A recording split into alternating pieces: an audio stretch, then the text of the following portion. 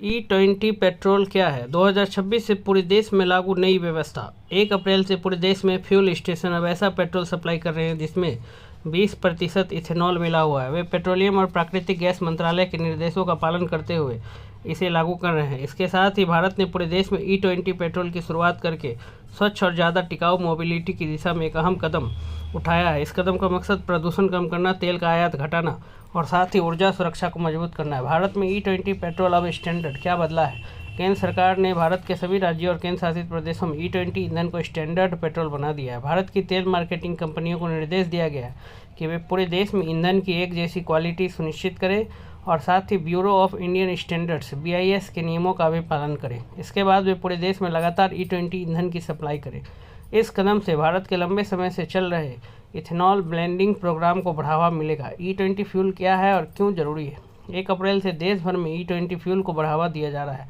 इसमें 20% ethanol 80% petrol का मिश्रण होता है। इसका उद्देश्य ईंधन आयात कम करना, प्रदूषण घटाना। इथेनॉल की मुख्य विशेषताएं: इसकी ऑक्टेन रेटिंग काफ़ी ऊंची होती है जो लगभग 95 RON के आसपास होती है।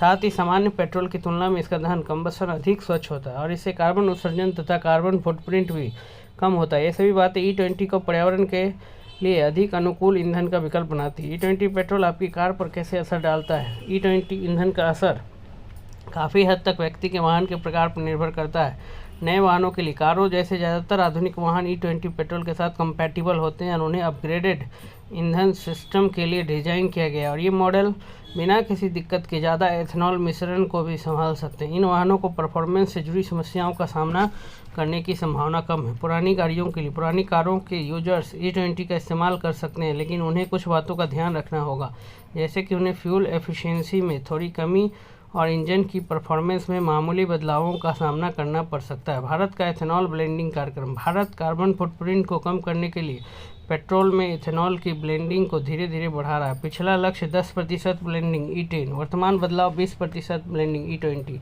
भविष्य का लक्ष्य बायोफ्यूल और ग्रीन एनर्जी को ज़्यादा से ज़्यादा अपनाना है।